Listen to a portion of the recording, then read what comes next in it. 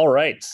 So the inspiration behind this lecture was that we asked everybody in our GDS lab what they knew about Russia, and we asked them about some Cold War episodes, and no one knew anything. So I will hopefully fill you in on just like a little bit of the basic outlines of what the fuck was happening during the Cold War, what happened in the 90s, give you some very broad strokes descriptions of Russian history recently. And the idea of this is that hopefully when you are reading cards or when you're making evidence comparisons or when you're doing link debating when going for a K, you will be doing it with some awareness of the historical context of the things that you are talking about. Broadly speaking, the way that you should, I think about this, and the reason why learning about the history of Russian decision-making is valuable is, I think, really well illustrated by these two relatively old Cold War books that informed a lot of the thinking about how I put this together. One was a 1950s Rand Corporation publication called The Operational Code of the Politburo. The Politburo is like one of the governing entities during the Soviet Union, and the central premise of this was that you could analogize government decision makers kind of to a computer. There's obviously a lot of complexity that goes into how governments make decisions. They face a lot of competing priorities, and they are operating under a variety of bureaucratic constraints.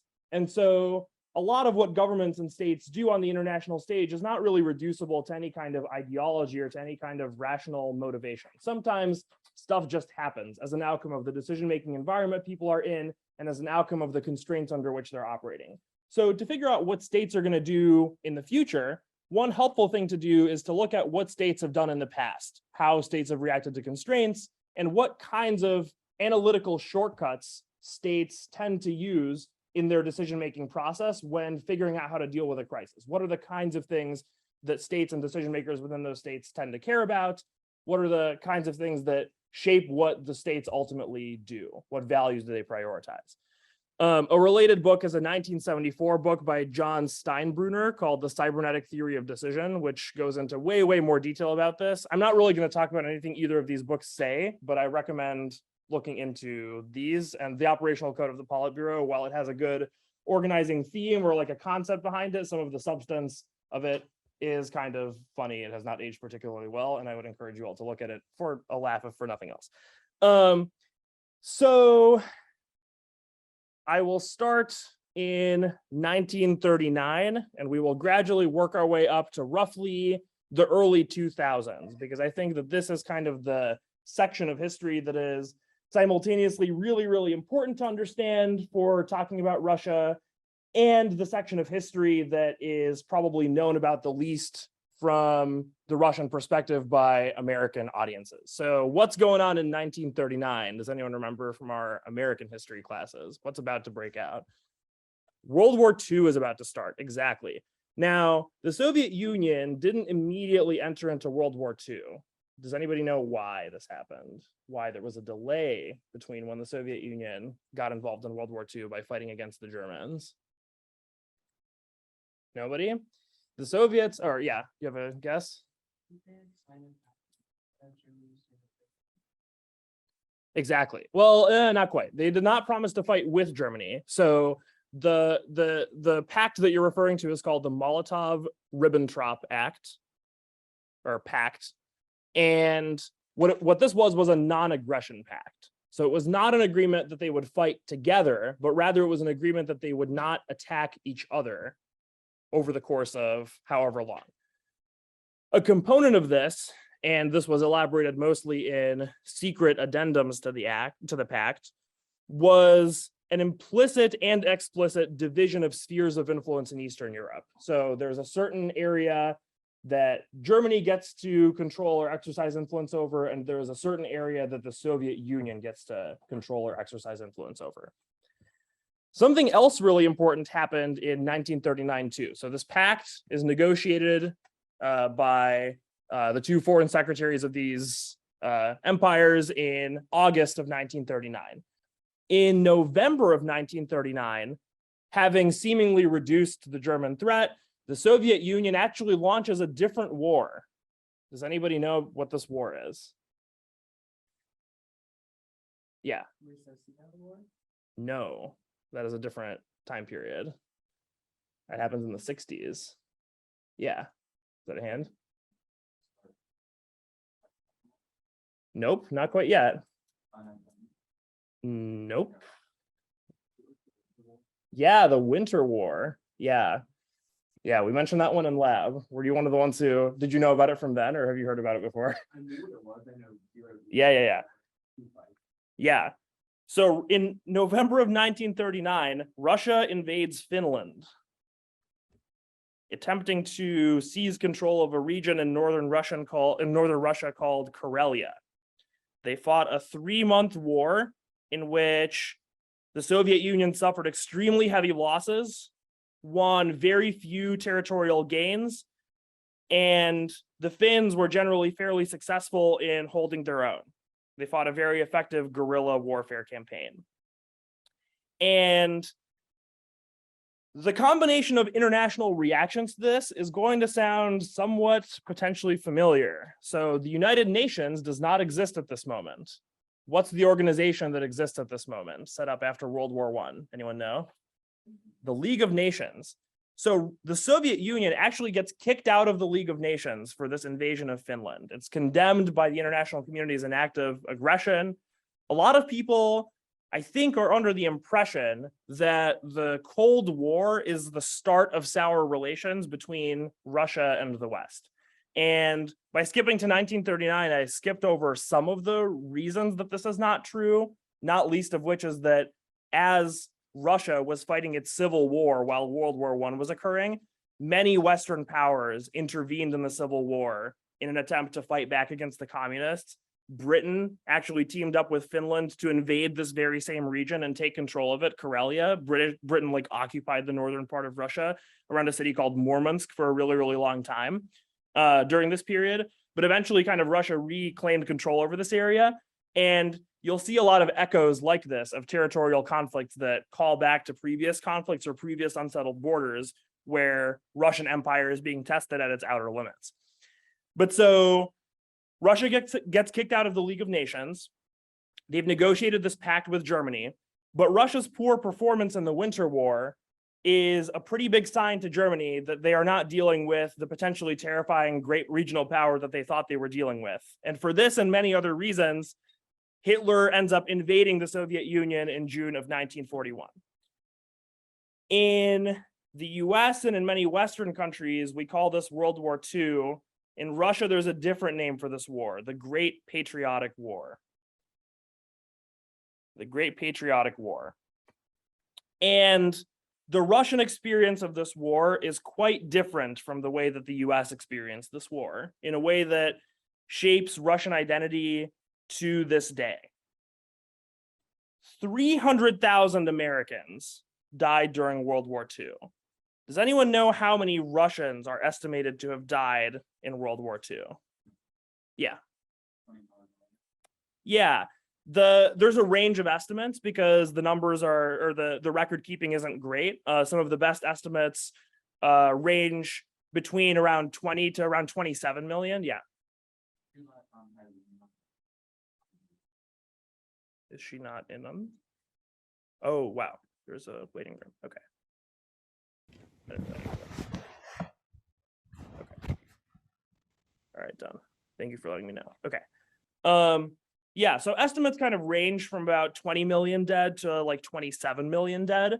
And this is in a country with a significantly smaller population than the US, right? The US has around 300 million. Russia at this time has considerably less, probably in the range of like 180 million type population across the Soviet Union. And that's not even counting the demographic loss, which is that the vast majority of the people who died were those who died in combat. So of those 27 million, about 9 million are combat deaths. And those combat deaths are overwhelmingly men of child rearing age. The demographic loss, so the people who would have been born based on 1939 population estimates, but were not born because their parents were killed, or their would have been parents were killed in the war, ranges between 45 and 50 million of a population deficit by 1950. And the vast majority of that was borne by many of the same regions that were involved in the heaviest fighting, which was Ukraine and Belarus. In addition to that, vast amounts of infrastructure are destroyed. The way that Russia organizes its combat units is often geographic. So men from the same village would often go to fight as one kind of regiment. And what that means in practice is that a regiment gets involved in one battle goes wrong, one regiment goes wrong, and an entire village's male population is eradicated. So like there are suddenly no men, or like 9 out of 10 men in a village are just, dead, right? So beyond obviously the economic damage, there's places there were, there's entire cities that were reduced to rubble. So has anyone heard of the Battle of Stalingrad? So Stalingrad is considered to have been a big turning point in the war. The Germans actually made it to about 20 miles out of Moscow and were rebuffed. But Stalingrad was another important place where the German advance was kind of thwarted. And the Soviet Union basically fought over Stalingrad like to the last and like through all of the resources that they had at it. And the outcome of that was that Stalingrad was reduced to 10% of its pre-battle civilian population. Let that sink in, 10%. And this is like a pretty significant city, right? The siege of Leningrad is also an important thing to know about. So Leningrad is the Soviet name for the city of St. Petersburg, which is, if you can picture where the Baltic states are, if you've looked at a map of this area. So like there's Estonia, Latvia, and Lithuania, right? And then kind of right to the northeast of that is what is now St. Petersburg and what was then known as Leningrad. So the Nazis besieged Leningrad for around 900 days. During this battle alone, the Soviet Union suffered 3.4 million military casualties. And over the course of the siege, 1 million civilians died, 600,000 of them during the siege of a combination of starvation and disease and cannibalism. And another 400,000 were killed in the evacuation.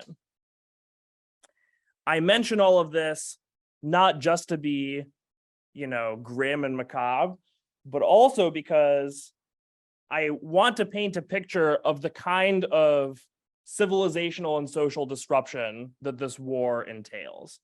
Like, I would say that in terms of US history, like if you think back to events that are traumatic in US history, the defeat of the US in Vietnam was a big challenge to US national identity and American exceptionalism.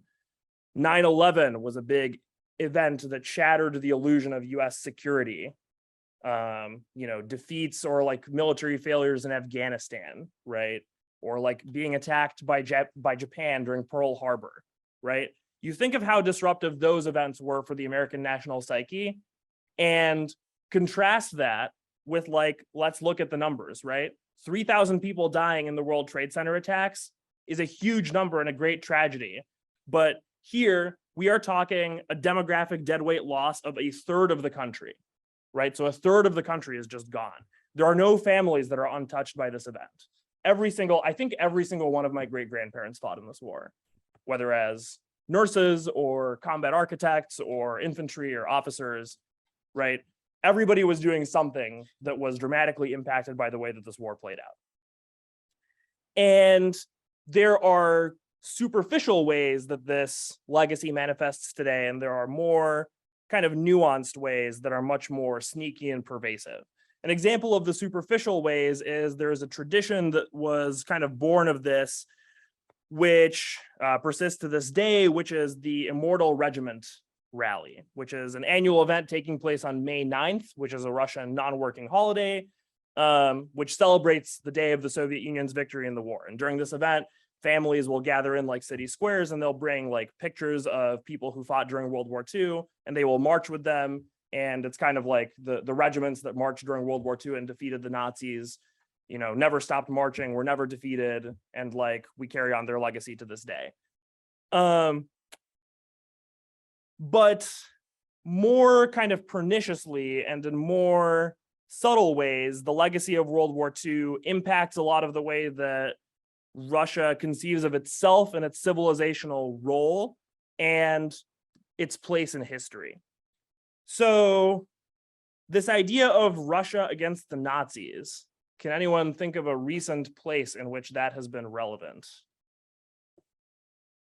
Yeah, what are some of the things that, yeah, I heard some people whispering Ukraine. So like, what are some of the things that the Russian government has said about Ukraine in order to rally public support for its conflict? The government's Nazis, they're persecuting Jewish people, they're adopting nationalist postures, right? So like the Ukrainian form of nationalism is virulent, and it is one that excludes or is a threat to Russian speakers abroad, right? Or ethnic Russians abroad. And this is a fascist kind of policy, right?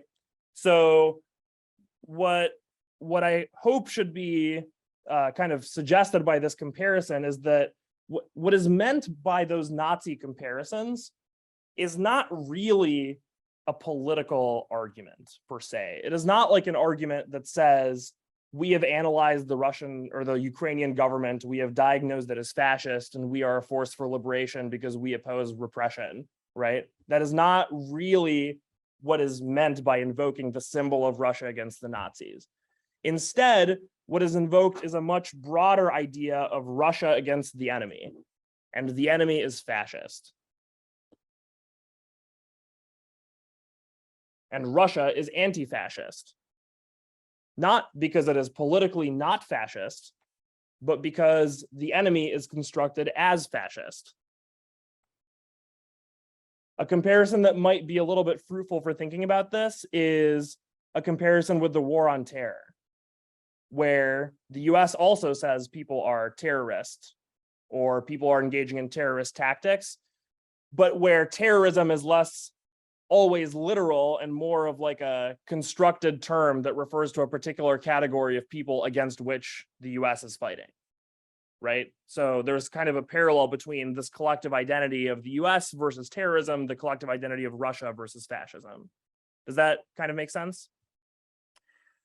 So after the end of World War II, the conflict concluded with something that was called the Yalta Conference, which occurred in Crimea, and where FDR, Churchill, who was the Prime Minister of England, and Stalin, Joseph Stalin, who was the leader of the Soviet Union at the time, negotiated kind of the status of the post-war security arrangement. And several things were negotiated as part of this.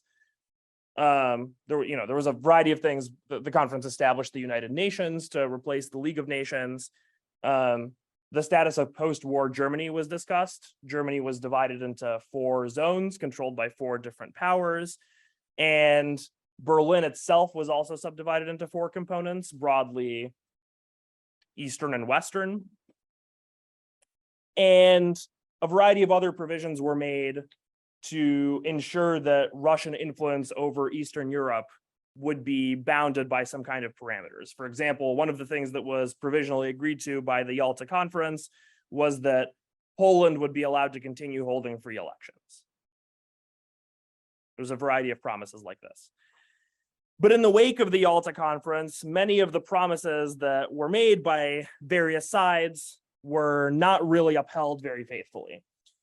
The USSR accused the West of violating the provisions of the conference in various ways, including by violating the neutrality of Switzerland and kind of militarily teaming up with them. The West accused the USSR of reneging on its promise that Poland would be allowed to hold free elections by kind of turning Poland into a puppet state. And as Churchill said, this was kind of the period where the Iron Curtain fell over Europe. At the same time, there was a perception in the US that military involvement in Europe could potentially be scaled down. There was this window of opportunity where people were under the impression that like maybe we can get out. And in the wake of World War II, a lot of US military presence in Europe was phased out. But this came to a relatively quick end with the blockade of Berlin. So if you know anything about the geography of Germany, so East and West Germany was kind of a division that occurred, you could imagine it roughly down the vertical middle of the country. And Berlin, the capital of Germany, is located pretty firmly in the eastern part. So it's surrounded by East Germany. It's surrounded by the Russian or the Soviet occupation zone. And Berlin has this Western component. And so how does this work logistically? Well, so there's a kind of transit corridor where cars and like trains and stuff are allowed to drive from the West Germany to supply or to travel to West Berlin, even though it is firmly within East Germany.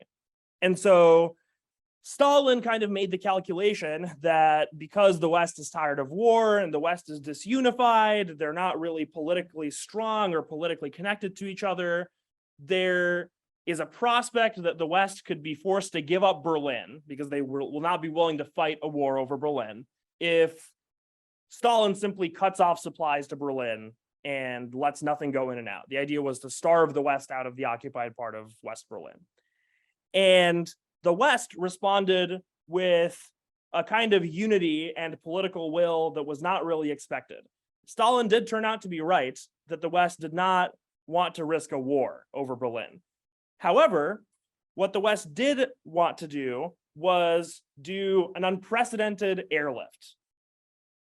Western states flew over 250,000 supply missions into West Berlin with a variety of food and resources designed to help Berlin survive the blockade. And because the West responded with such unity and in a way that was ostensibly peaceful, Stalin, as it turns out, also didn't want to risk a war over this. He could have started shooting down Western planes, but decided not to do this. And so there was this kind of stalemate where like Stalin was very clearly violating his promises and the West was extremely united. The Soviet Union looks pretty bad on the international stage. So the Berlin airlift is stopped, and not coincidentally, on April 4th of 1949, just a month before the airlift is over, but kind of a significant ways into the airlift, 12 states get together and found the North Atlantic Treaty Organization. So, anyone have any questions about things that I've said so far before we move on to a couple of vignettes about the various nuclear events that occurred during the Cold War? All right. So same year, 1949, that we're talking about was the year that the Soviet Union tested its first atomic bomb. So there's a gap of about 5 years between when the US uses its first atomic bomb and tells the Soviet Union that they have one, and when the Soviet Union first successfully tests theirs.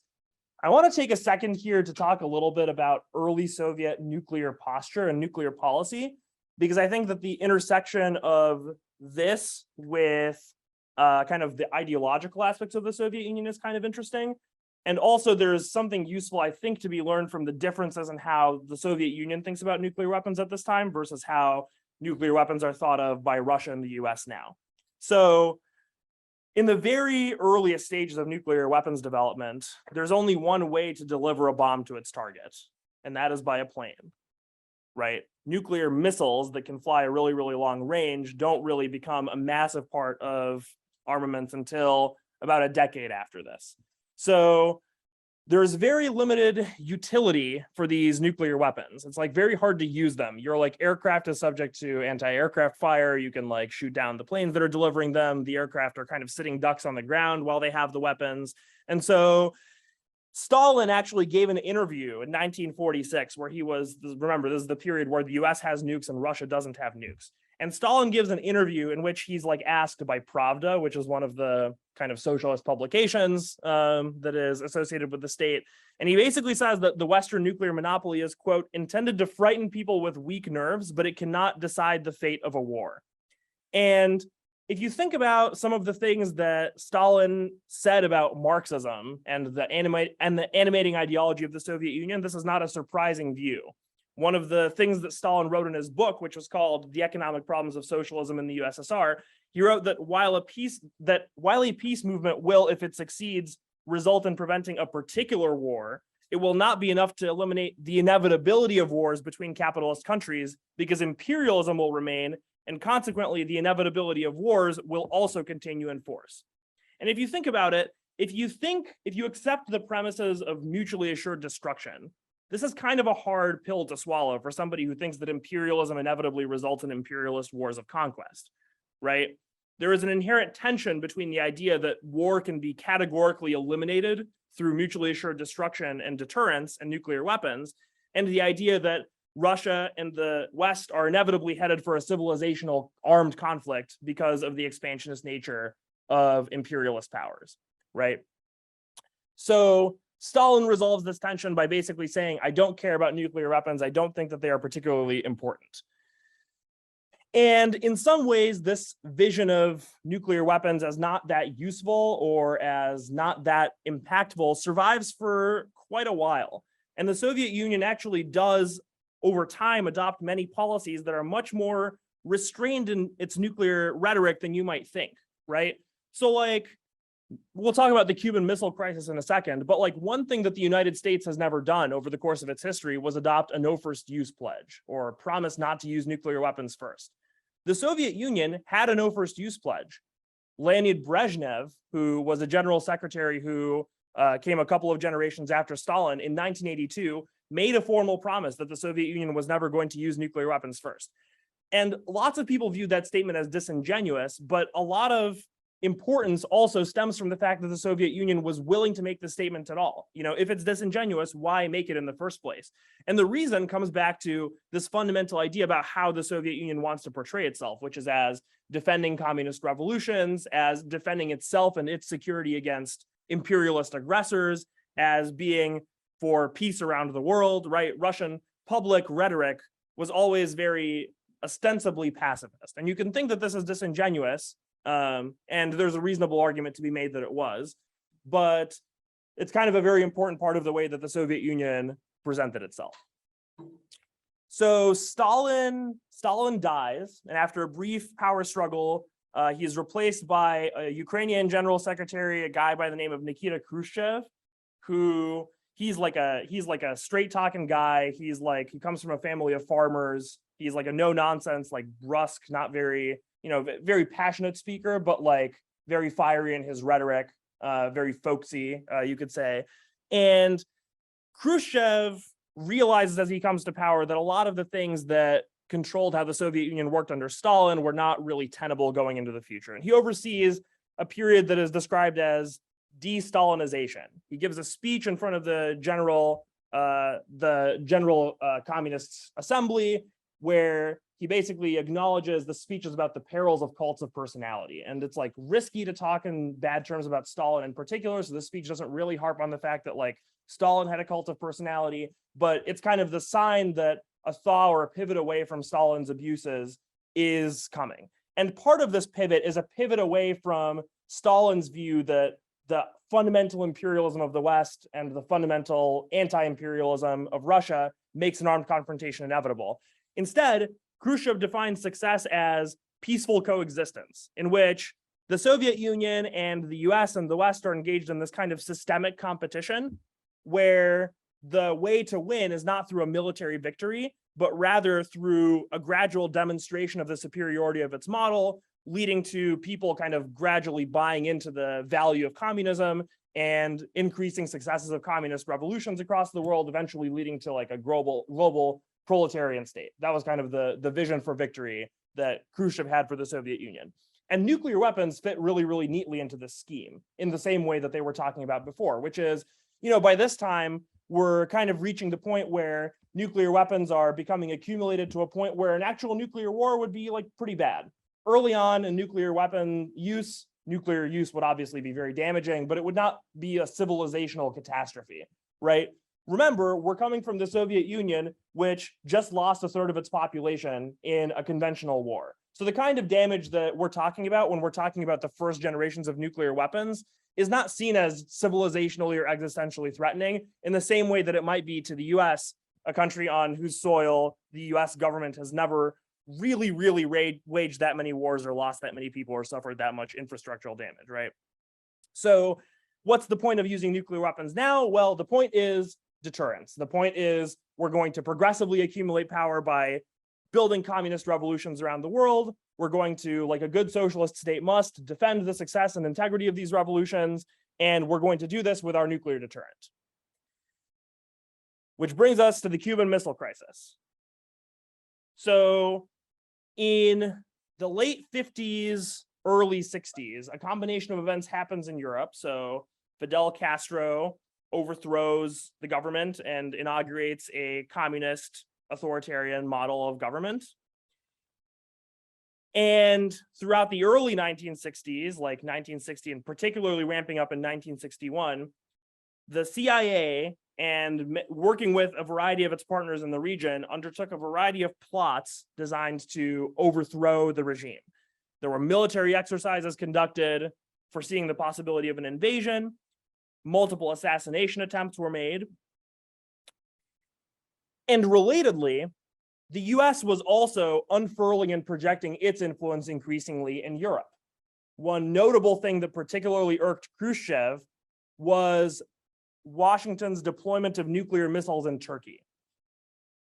If you recall, there are still nuclear weapons based in Turkey to this day, not nuclear missiles, but nuclear bombers currently. But at this time, there was a missile deployment. These so-called Jupiter missiles were deployed in Turkey, and they had a very, very short time to target. It was possible to hit Moscow with the bombers that were based there without refueling. And with some of these missiles, they could very quickly strike at targets in Europe. And so Khrushchev is very irked by this. There's competing historical accounts as to what led to his decision to put nuclear missiles in Cuba to provoke the Cuban Missile Crisis. But, you know, looking back, it is, I think, fairly clear that the question of prestige and the question of Washington's treatment of the Soviet Union with the great power status that it deserves was a not insignificant part of the decision-making process.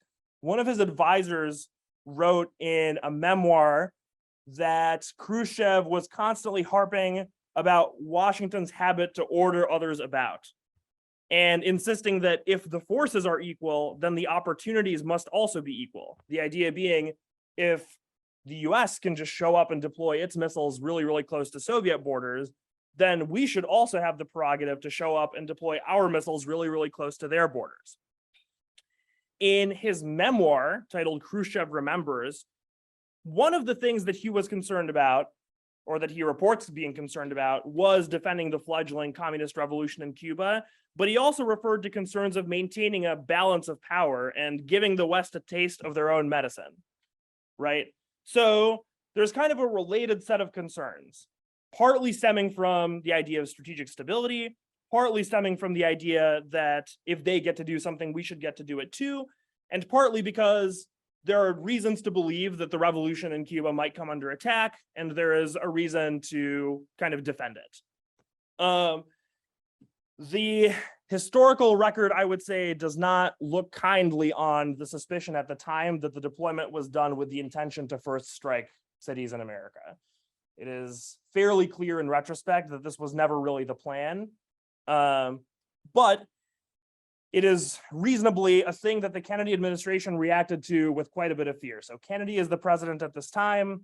The missile deployment is discovered by spy plane overflight while still in progress. And in October of 1962, Kennedy goes on TV, announces that there has been a buildup of Soviet nuclear missiles in Cuba, and makes a set of demands and announces a blockade of Cuba. So naval blockade, nothing comes in. Some Soviet nuclear missiles are still in transit. And so the idea is the blockade is going to stop those missiles from arriving. I'm not going to go that much into the mechanics of the crisis. There's like many entire books that are written about the mechanics of the crisis and the many close nuclear calls that occurred during this time period. But I think importantly, the resolution of the crisis that was ultimately reached kind of vindicates the idea that there was more at stake than simply the idea of defending Cuba, and more at stake than simply the idea of a balance of power. And that is that there was quite detailed discussion of what public announcements would be made about various aspects of the deal. The deal, or the quid pro quo that was reached, was essentially that the US would withdraw their Jupiter missiles from Turkey, and the Soviet Union would withdraw its missiles from Cuba, right? And part of the problem for both sides here is that this trade kind of makes everyone look bad. The US is looking like it's giving something away. The US has seemingly just won the crisis, right? They want to trumpet their victory. They want to make it look like they were strong in the area. But deals that allow the US to do that look pretty bad from the standpoint of the Soviets. Remember, part of the point of Khrushchev's whole strategy is to fight the Cold War as an ideological competition. So these questions of optics and prestige are quite important. And the deal actually contained quite specific provisions, not publicly announced, obviously, but that both sides were not to link these two issues together. So like the Soviet Union was not to go out and start talking about how like we only did this in exchange for the concession of Jupiter missiles in Turkey. The US also was not to announce that they had gotten this deal as a quid pro quo, or that they were giving away this bargaining chip, right? And so there was a lot of restraint that was negotiated kind of on both sides to allow both sides to back away from this crisis and allowed them to claim a victory. So Khrushchev basically said, we've successfully defended the revolution. The Americans won't invade. The Americans said, we won the confrontation. They withdrew the missiles. Everybody goes back. So prestige, quite an important issue in the decision-making of both sides in this confrontation. As the crisis winds down, there is an increase in both sides of kind of this realization that this unrestrained arms race dynamic that was unfolding was kind of untenable. There was inevitably going to be some kind of problem. Khrushchev, in his writings, remarks very frequently that he was very, very scared at multiple points in the confrontation, that he thought that there was a realistic chance that nuclear weapons would be used and we would be facing horrifying consequences. Actually, Fidel Castro was quite zealously pushing Khrushchev to use nuclear weapons first and attack the US first before Cuba gets invaded. And Khrushchev said something to the effect of, "Is this craziness or just a temporary absence of brains?" was a quote that is attributed to him in response to this reaction. So like that kind of rhetoric is how we know that like Khrushchev probably didn't intend to first strike the US, but like there were some precarious moments. Those of you who saw my introduction to Dr. Strangelove, we went over one of them in quite a bit of detail. There was a Soviet nuclear submarine in the area that almost nuked the US because the commander of the submarine was under the impression that a war had begun. And it was only through one person's intervention or like vetoing of the launch that a nuclear strike and a nuclear war was avoided. So both sides kind of realize we've got to do some arms control. And there are 4 important agreements, 3 of which are ultimately implemented, that come out of this period of negotiations. So the year after the Cuban Missile Crisis, the Limited Test Ban Treaty, or LTBT, is signed. This treaty banned nuclear testing in the atmosphere, the oceans, and in space. And this kind of set the tone for a lot of Cold War arms control, which is that this treaty did not stop tests. The tests simply moved underground. But it was a limited, workable compromise where both sides gave away an aspect of what they had, right? Both sides gave away some bargaining chips. In a lot of ways, the arms race was not really restrained all that meaningfully, but in some component, it became more controlled than it was before. Over the next decades, there would be 2 rounds of strategic arms limitation talks, or SALT, that produced SALT 1 and SALT 2. SALT 1, I would say, is the more important one for our purposes. It contained 2 broad components, one of which froze total ICBM numbers, but at a very high and not very restrictive level. And the other of which is, I would say, far more important for contemporary purposes and something that Putin talks about regularly to this day, is the ABM Treaty. Does anyone know what the ABM Treaty is? The Anti-Ballistic Missile Treaty. This treaty limited both sides' ability to build missile defense systems.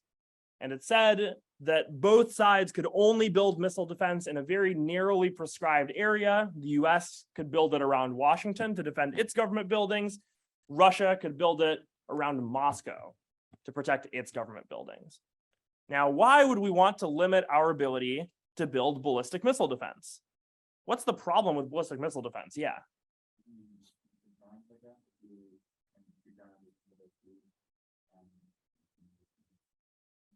Right. So an underlying assumption behind a lot of this arms control is that while the arms race does need to be controlled, nukes are not going away. And the fundamental logic of mutual nuclear restraint is sound. The idea that if the US has nuclear capabilities, Russia will be prevented from getting together with its fellow Warsaw Pact countries and using its conventional military superiority in Eastern Europe to overrun aspects of NATO, right?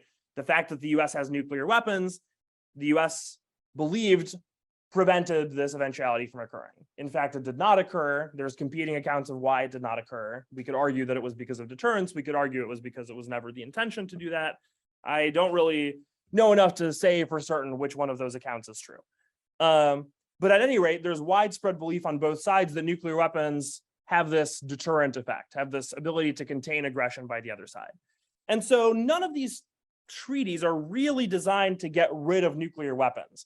Instead, what these treaties are designed to do is to preserve this idea of strategic stability. So strategic stability where like the equilibrium outcome is stable, where the equilibrium outcome is no nuclear use, where states would be running nuclear risks themselves by disrupting the equilibrium in some way, whether through military adventurism or by using a nuclear weapon, right?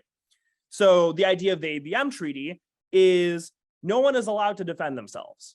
We've all signed this suicide pact together, which is if we get into a conventional armed confrontation, we are running the risk of mutual annihilation, and neither of us will do anything to try to escape this death bargain that we have negotiated, right? So ABM treaty, probably the most important cornerstone of Cold War arms control. This was quite successful, and for a long time, deployment of ballistic missile defense systems was in fact eliminated or like significantly limited to those geographical carve-outs that the treaty stipulated. There was also SALT II, which was quite ambitious, but which was ultimately not signed by the US.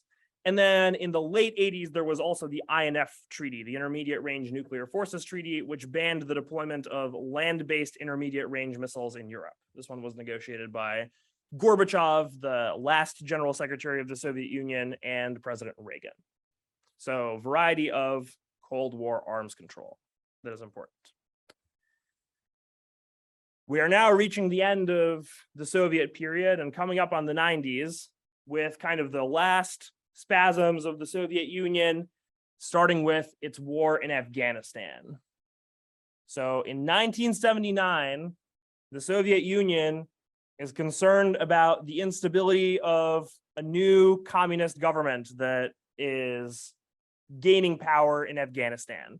They're concerned that Islamic fundamentalists are mounting a powerful resistance, that they are going to cause the collapse of this whole government, that the whole thing is combustible and unstable. The Soviet Union, remember, is bordering Afghanistan, right? So it shares a border with Afghanistan.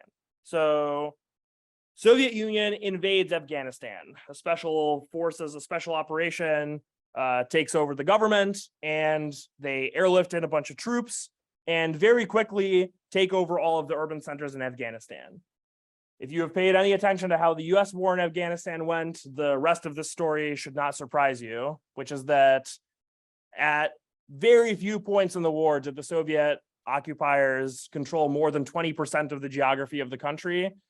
There were places outside of cities where the Soviets would like venture out and they would fight a bunch of battles and they would take over some land and they would stay there for a while and they would immediately withdraw. The intention of the operation was to prop up the Afghans in fighting the war themselves against the Islamic fundamentalists, but it didn't work because the Afghan military's morale was really low and nobody really wanted to fight for the Soviets. The Soviet rank and file also didn't particularly want to fight. This war lasted for about a decade. Many people believe that this war contributed significantly to pre-existing problems of inefficiency and failures in production that were causing existing economic problems in the Soviet Union. Part of that has to do with dating back to World War II, right? Enormous industrial production setback, but part of it also stems from economic inefficiencies that had to do with failures of central management, ways in which the system was corrupted, and fundamental resources were difficult to manage. And so the Soviet Union has this very, very costly foreign intervention where they don't accomplish very much. And to make matters worse for them, the resistance fighters against whom they're fighting, who they believe and construe as terrorists, are supported by the West. The broad umbrella name for these resistance fighters is the Mujahideen, and the Mujahideen are explicitly CIA supported as part of Washington's policy of containment to prevent Soviet gains whenever possible and to cause them to burn as many resources as possible fighting these conflicts. And so this war is kind of becoming a resource black hole. In 1985, so we're coming up on where the Soviet Union collapses in 1991.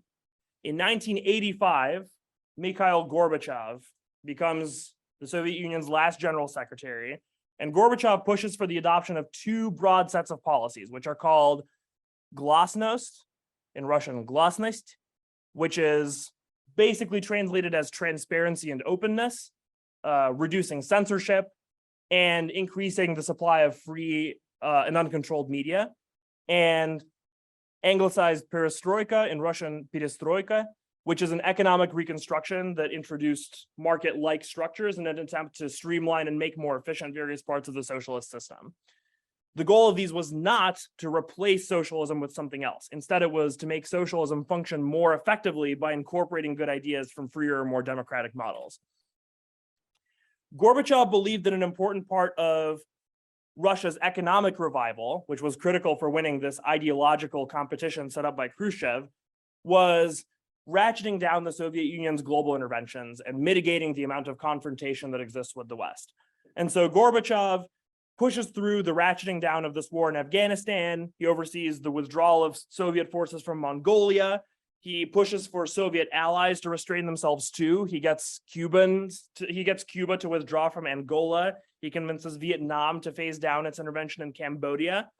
And the Soviet intervention in Afghanistan completely ends by 1989, and the government putters on for 3 more years until it is overthrown by the Taliban in 1992. Meanwhile, Gorbachev's reforms are pretty controversial.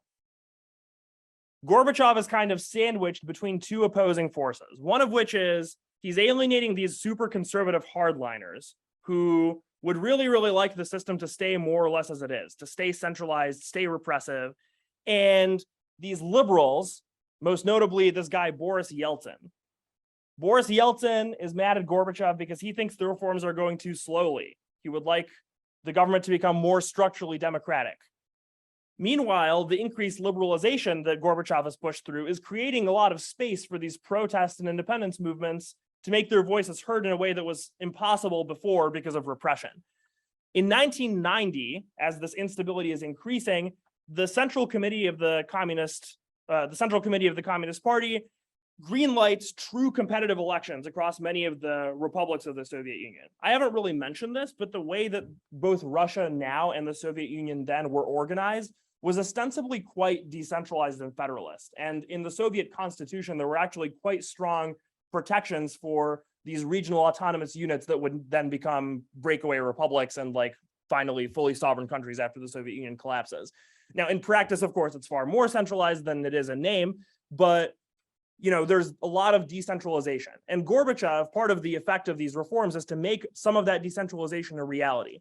And immediately, as soon as they start holding free elections, the Communist Party actually loses in 6 former Eastern European republics. Various nationalist parties start to come to power and start to meaningfully push for independence, pass laws making their respective local language as the national or the regional language, and trying to use on cooperative federalism to push back against a lot of the central government power to try to resist a lot of the ways the Soviet Union has historically exercised control in those areas.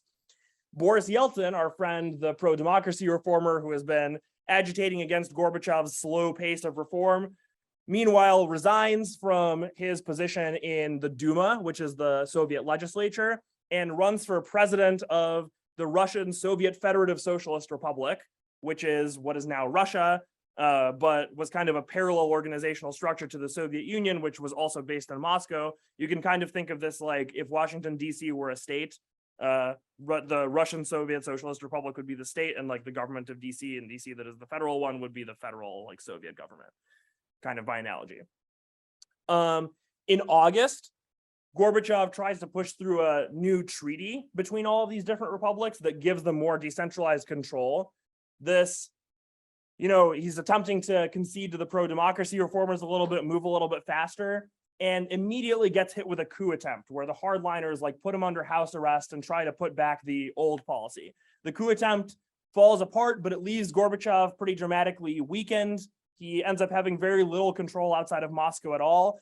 And between August and December of 1991, a lot of these breakaway republics are facing the very real risk that the pro-democracy reformers will get overthrown. There will be a return to centralization, and all of these pro-democracy reformers that have given them so much power and autonomy will collapse and get reversed.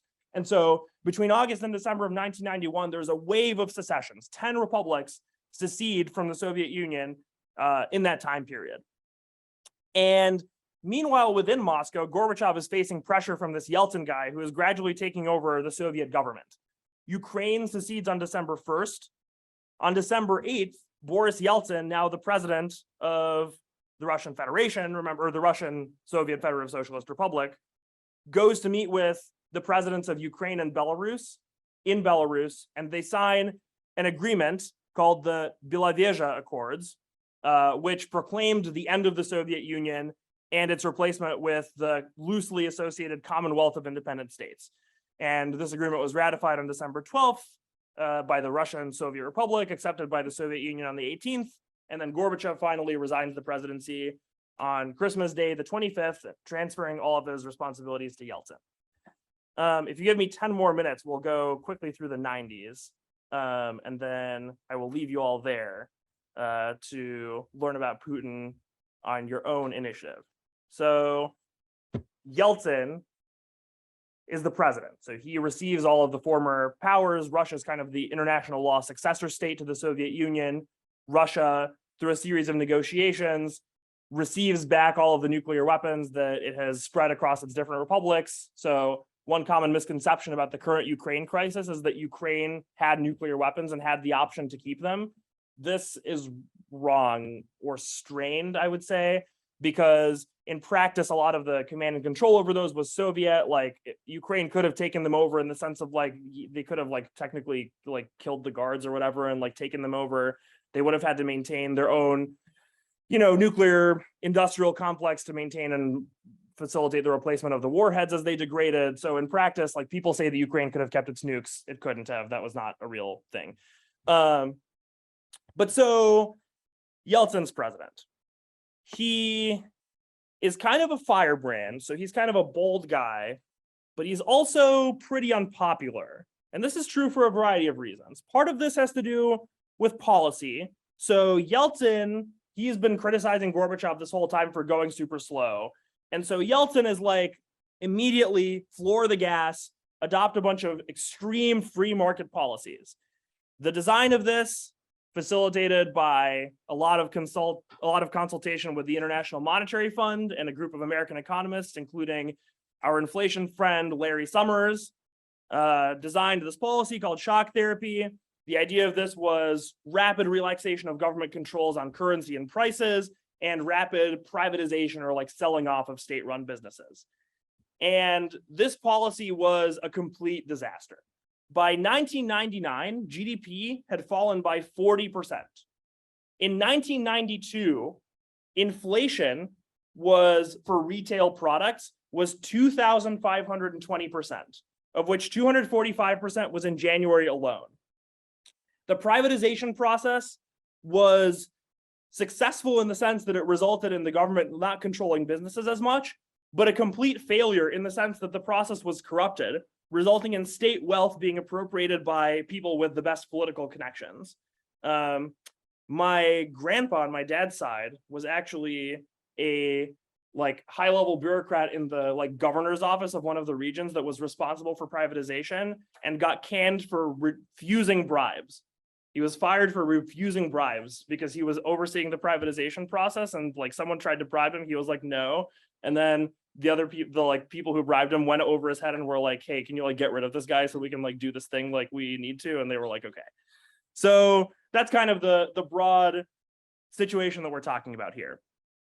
And collapsing public support as a result of this translated into a clash between Yeltsin's presidential government, his executive branch, and the legislature, which was increasingly pushing back against the stuff he was doing. Meanwhile, Yeltsin, not the most confidence-inspiring figure. He was drunk all the time. He would go on TV and like give speeches where he is like very visibly impaired. He's like slurring words. He like can't get stuff out. He acts like a complete buffoon. There's like clips of him like tripping over himself, his like advisors catching him, or like there's a clip of him running over to a band that was like playing next to a like thing that he was doing and like doing like a little conductor dance. So like everyone looks at this guy and is like, this person is a complete clown. The legislature is emboldened, and in 1993 there's a constitutional crisis. The legislature tries to impeach Yeltsin, and Yeltsin is like, not leaving, this is not legitimate, and this results in like a violent confrontation, like a violent civil war, in which Yeltsin like orders a tank division to like drive down to Moscow and fire on the parliament building. Hundreds of people die in fighting in the streets. Yeltsin is ultimately victorious with Clinton's support. And he, uses the momentum that he gets out of this to increasingly consolidate his power. He bans a bunch of free press. So a lot of people talk about the 90s as like this kind of lost, genuine democratic period where like we could have had a flourishing of a thing. And that's maybe true, but it's somewhat exaggerated. And it was derailed by a lot of things that were not really within the US's control, or not really things that the US could have prevented by aligning its foreign policy differently. In 1994, we have the first Chechen War. A lot of people at this time, so obviously the momentum is towards decentralization. Large parts of the Soviet Union have just seceded. And so there is a fear that the Russian state will disintegrate altogether. Russia, as you know, is quite large. And as I already alluded to, Russia's internal governance structure is also quite federalist. This time pretty genuinely. Like there are many places in Russia where there are these enclaves that are pretty much autonomous in all ways, barring foreign policy. Many of these areas don't even pay meaningful taxes to the central government. And so there's a lot of fear that this decentralization will result in, stuff spiraling out of control, people like building nationalist movements and claiming actual independence. In 1994, the Chechen Republic of Ichkeria declares independence, and Russia, with its decrepit armed forces, large in number, not so large in brains and technology, interferes in this conflict, or like tries to suppress the revolution. They end up having to use extremely heavy-handed tactics because they can't really keep up with the asymmetric tactics that are being used by the Chechen rebels, culminating in the Battle of Grozny. Grozny is Chechnya's capital, in which Russia basically levels the city with artillery. They like kill like tens of thousands of civilians. There's kind of global condemnation of these tactics, which are reminiscent of the kind of heavy-handedness that people thought was over with the Soviet Union. Everyone hated this war. Lots of Russians were dying. And Yeltsin actually negotiates a ceasefire. And despite all odds and despite low approval ratings, Yeltsin in 1996 is actually successfully reelected because his opponent is worse. His opponent is like a hardcore communist. Yeltsin is like, look, I kind of suck, but like, at least I'm not a hardcore communist. We already did that. We don't want to go back to that. I'm going to keep doing my reforms. Just give me a shot. And he wins. This period kind of coincides with the beginning of Putin's rise too. Putin in 1996 is summoned to Moscow from what he had been doing as arranger of corrupt transactions for the St. Petersburg mob as part of the St. Petersburg mayoralty. He is transferred to Moscow to work as Yeltsin's first deputy manager. He pretty quickly rises through the ranks. By 1998, he's the director of the FSB, which is the KGB's successor agency. A pretty important episode to understand in the rise of Putin involved Russia's prosecutor general at the time, a guy named Yuri Skaratov. So Skaratov is kind of like the equivalent of the attorney general in the US. And he spends a lot of office resources investigating Yeltsin's ostensible corruption. And like Yeltsin definitely corrupt, right? Privatization, pretty bogus, as I was describing. And there was a lot of allegations that like this particular investigation involved Yeltsin supposedly taking bribes from a Swiss construction company to like arrange transactions in the way that that company wanted to. And so Skaratov is digging deep on this. all of a sudden, a tape appears, a videotape appears. And this tape shows, as Putin would later describe it on TV, a man who appears to be the prosecutor general, engaged in some sexual activity with some prostitutes in a hotel room. Footage pretty grainy, pretty difficult to tell who it is, but Putin goes to bat for it. This footage is presented to Skratov. Skratov at first resigns, but his resignation needs to be confirmed by the legislature. Legislature's skeptical, like, what is going on here? Like, isn't this guy investigating your corruption? And now he's like resigning, something is fishy here. And Vladimir Putin, the head of the FSB, goes on TV and is like, yeah, it's like pretty immoral that like this Skratov guy is like doing these things. Like, yeah, this guy who looks very much like the prosecutor general is doing all these immoral things. Don't really know how I could raise a moral family in a climate like this. It's pretty weird. They show a bunch of the tape on TV. It's a really big scandal. Skratov resigns and is fired, and the legislature accepts his resignation. Lost in the shuffle is the fact that the original footage was seen being delivered to the office of the president by a man who looked suspiciously like the head of the FSB, Vladimir Putin. But this gesture of loyalty kind of cemented Putin's place in the Yeltsin hierarchy, and Putin was appointed the prime minister by Yeltsin in August of 1999, and Yeltsin expressed his intention that he would run for president in the upcoming presidential elections. Now, Putin at this time, aside from the Skratov thing, was pretty obscure. Like, nobody really knew that much about who he was, and he's pretty closely connected to Yeltsin, for whom by this time the jig is kind of up. Everyone knows that he kind of sucks at his job. He's continuing to be a drunk, continuing to make a fool out of himself. And so Putin's on track to lose by a landslide. Second Chechen War, August 1999. Islamist fighters infiltrate Dagestan, which is a neighboring region to the First Chechen War. They declare independence.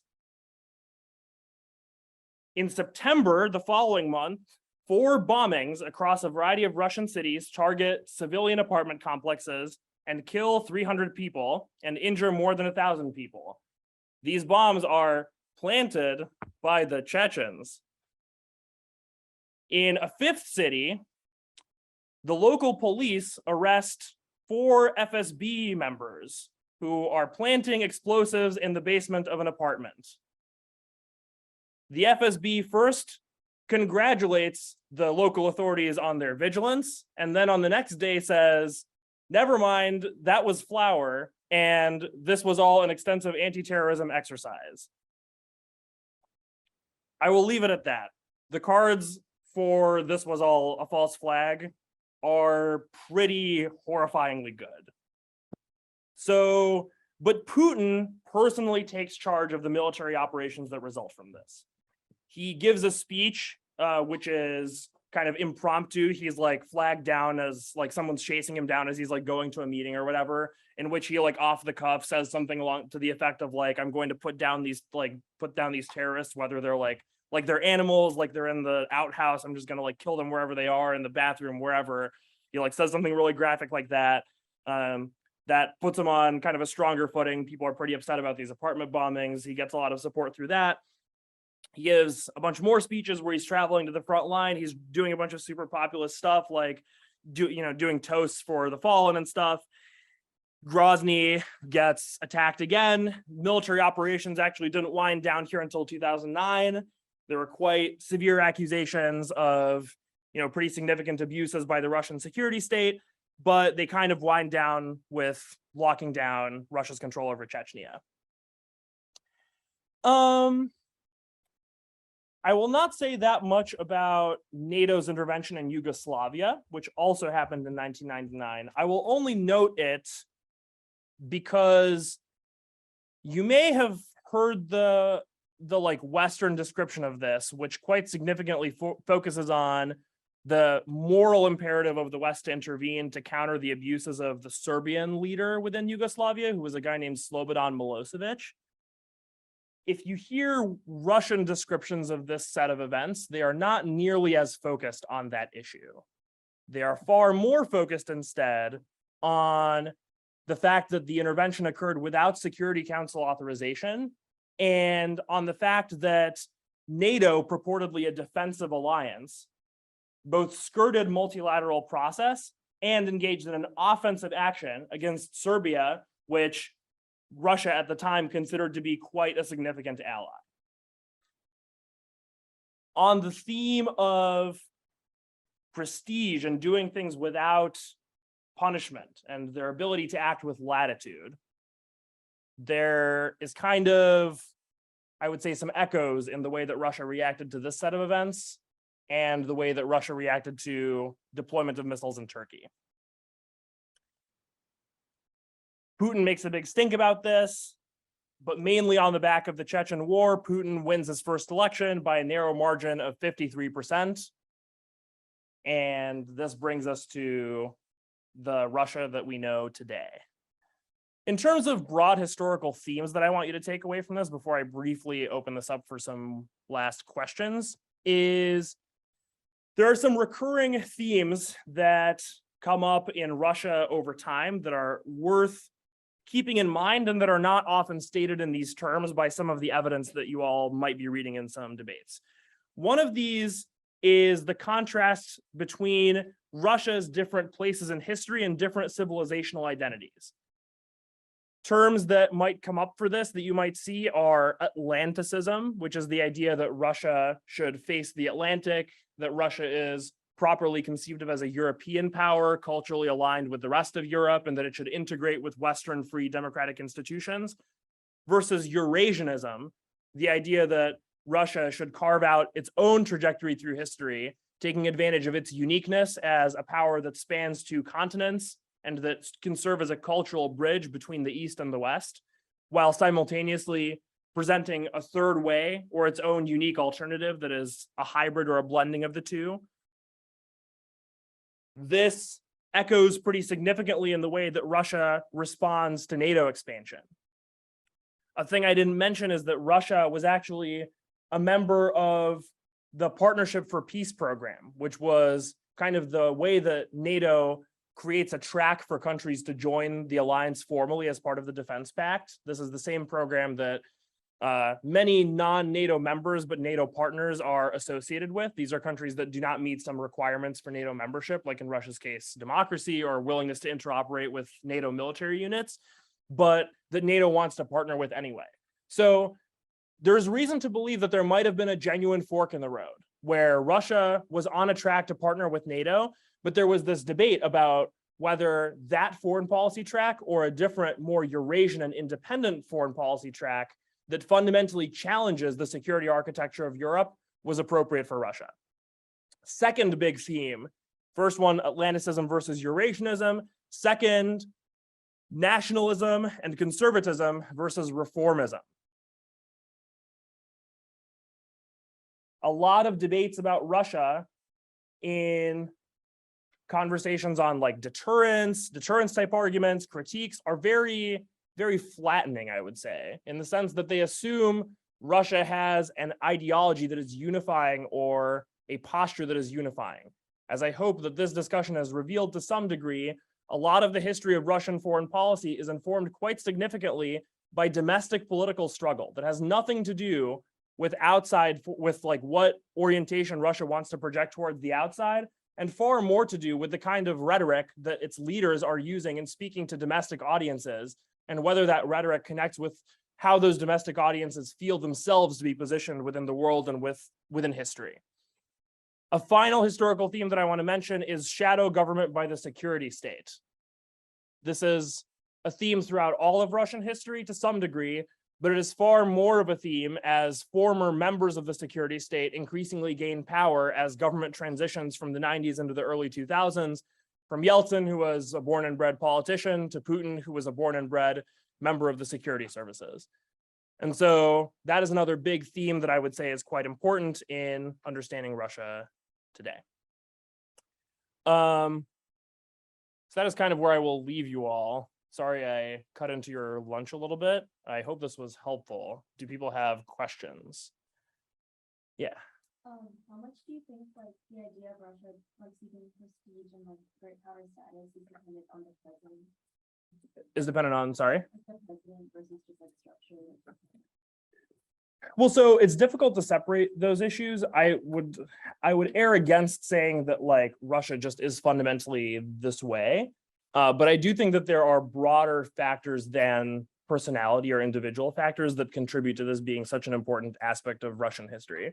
A thing that I didn't talk about because it's like way too far back is that Russia conceives of itself in a lot of ways as a victim of aggression by outside powers.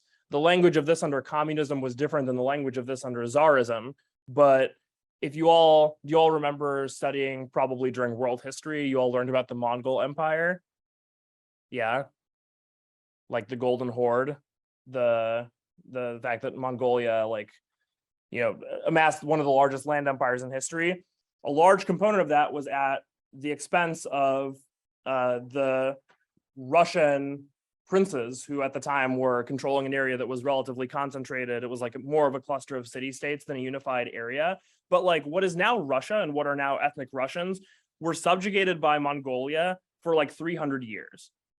And that's like a really, really long time. And in the same way that World War II is formative in the Russian experience, I would say that this is also something that is formative in Russian experience. Although, interestingly, an important part of historical revisionism in Russia now is the increasing attempt to erase that component of Russian history and to pretend like it didn't happen. There was a very popular historian who's publishing books analyzing like star charts and like looking at art from what is purportedly the beginning and the end of the Mongol reign and saying that like the stars are aligned in such a way that it's impossible that 300 years pass in between these times. It's just like, it's bullshit. But like an important part of why this revisionism is occurring and why it has so much popularity is that there is this feeling of like, we are being bullied around by outside powers. Like we're pretty large, but that means that we border everybody and everybody wants a piece of us because we're so great and we need to like protect ourselves against outsiders. A lot of people extrapolate this so far as to say that like this proves that Russian people like are in need of strong controlling figures and that explains Russia's cultural predisposition toward authoritarianism. I don't know if I would agree with that necessarily, but like there's definitely something more than just the individual propensities of a particular person to Russia's concern about status and prestige, I would say. Yeah. Other questions?